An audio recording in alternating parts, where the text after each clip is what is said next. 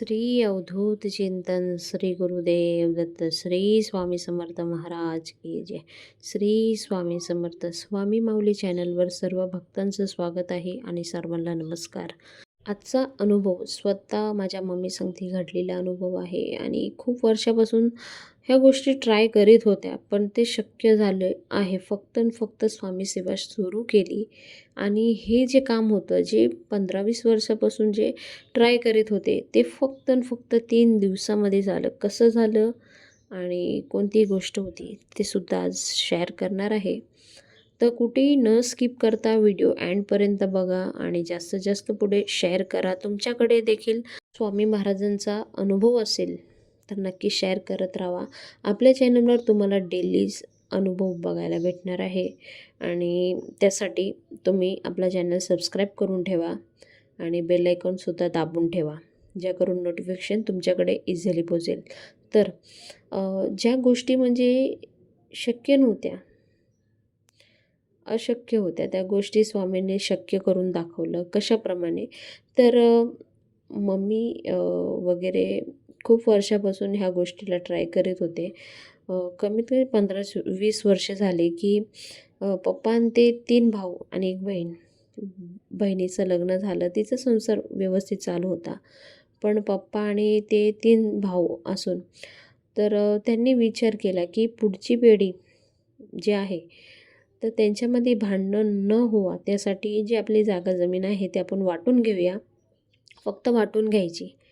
जे काही घर आहे ते त्याचीसुद्धा वाटणी करूया आणि जमीन वगैरे आहे ते वाटून मोठ्या भावालाच करायला द्यायची. त्यांचं ठरलेलं होतं. पण आई गेल्यानंतर त्यांचा सगळ्यांचा बिहेवियर चेंज झाला. जे माझे मोठे बाबा आहेत ते स्वतः होऊन मामलतदार ऑफिसमध्ये जाऊन ते जे घर, जागा, जमीन सगळं त्यांच्या नावावर करायला लागले. पण आता जे डिजिटल झाल्यामुळे कसं आहे, सगळे भाऊ जेवढे आहेत 3 भाऊ आहेत, तर तिन्हीच्या तिन्ही उपस्थित पाहिजे तरच जागा असो, जमीन असो किंवा घर असो ते नावं करू शकतो. पण ते शक्य झालं नाही. तेव्हा काही झालं नाही त्यांच्याच्याने, म्हणून ते शांत बसले. आता पप्पा खूप वर्षापासून बोलत होते वाटून घेऊ, वाटून घेऊ, पण ते काही झालं नाही.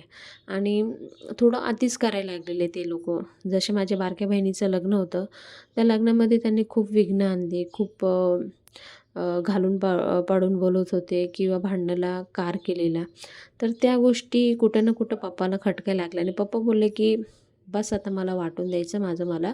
तुम्ही तुमचं नका वाटू दोघांमध्ये, पण माझं मला वेगळं द्या. मला तुमच्या संगती कोणताही म्हणजे जास्त इन्व्हॉल्व नाही व्हायचं कोणत्याही गोष्टीमध्ये. फक्त माझं मला वाटून द्या. एवढा प्रश्न होता. तर त्यानंतर काय केलं, माझ्या मोठ्या बाबांनी खूप अति केलं. जे घर होतं ते माझ्या पप्पांनी बांधलेलं 99मध्ये. तर त्या टायमिंगचं जे घर होतं ते त्यांनी मोडून नवीन घर बांधलं. तर त्यांनी नवीन काम चालू केलं ते सुद्धा सांगितलं नाही की मी नवीन घर बांधतोय किंवा काय आहे.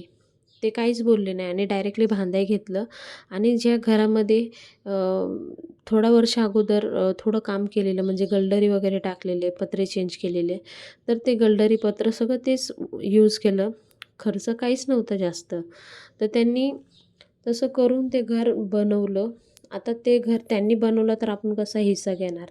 पण जे मागं जागा वगैरे होती, घराच्या मागं खूप मोठी जागा आहे, ती आम्हाला द्या. ते घर तू ठेव. पप्पा बोलले त्यांच्या भावाला का ती जागा जी आहे ती मला द्या आणि तू ठेव ते घर, मला नको आहे तुझ्या घरामध्ये, मला काहीच नको आहे. आणि जे काही शेत वगैरे आहे ते वाटून घेऊया. तर हा टॉपिक त्यांनी बोलले तर दोघं भाऊ भांडणं करायला लागले पप्पा सांगते.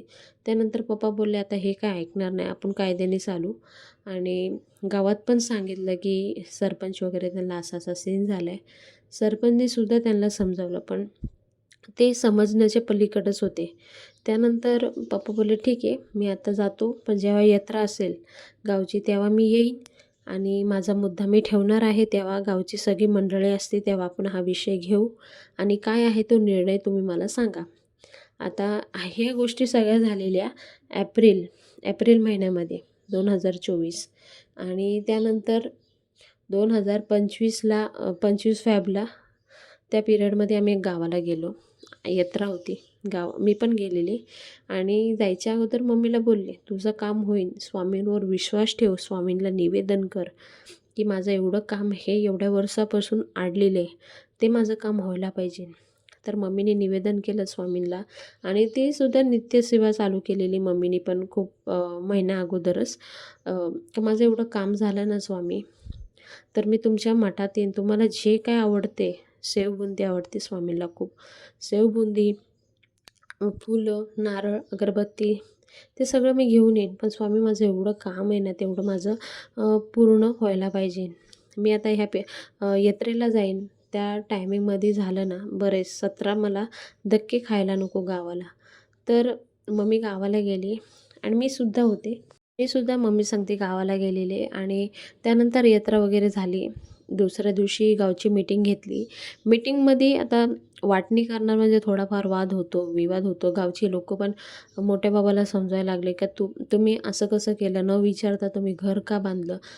बापदादाची जागा होती आणि 99 मध्ये पप्पाने बांधलेलं, तर ते त्यांना विचारून तुम्ही तोडायला पाहिजे नव्हतं. तुम्ही अचानकच घर तोडून तुम्ही डायरेक्टली बांधतात. हे ते म्हणजे पॉईंट ॲक्च्युली गलती त्यांची होती. म्हणून जेवढे सरपंच आणि जे मोठे-मोठे व्यक्ती होते, ते त्यांना सतत बोलत होते. त्यानंतर त्यांच्याकडून त्यांना सांगितलं गेलं, की ती मागची जमीन त्यांना द्या. त्यांना आता घर नाही. ते त्यांना जमीन द्या. ते त्यांच्याप्रमाणे घर बांधतील.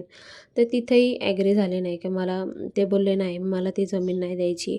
मी माझे गुरंढोरं मी तिथं ठेवणार आहे." असं तसं करून त्यांनी ती जमीनसुद्धा दिली नाही. त्यानंतर मग पप्पा बोलले, "ही जमीन नाही देणार ना, तर मला मागे वडा आहे.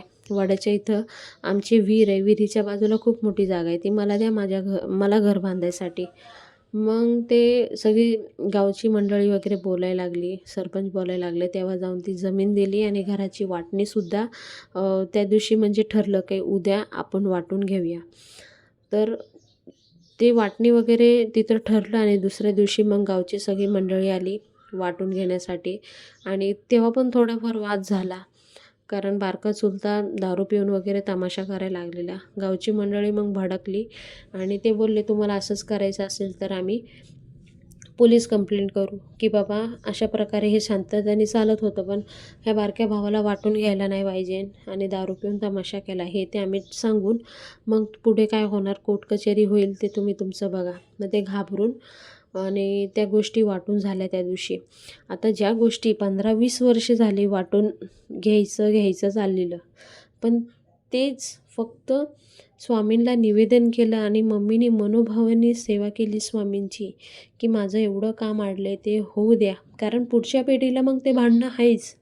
कारण त्यांची मुलं पण अशीच भांडून हे ते करून ते आम्हाला काही हिस्सा देणार नव्हते.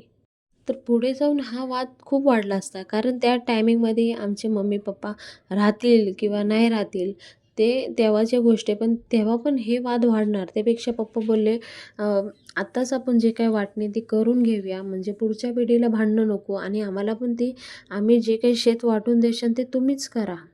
मोठ्या बाबाला बोलले, "तूच कर, तूच खा, पण फक्त वाटून घ्यायचे." तरी ते सुद्धा ॲग्री झाले नाही आणि आज वाटू, उद्या वाटू, परवा वाटू असं करून चाललेलं एवढ्या वर्षे. पण ज्या गोष्टी अशक्य होत्या, त्या गोष्टी शक्य झाल्या.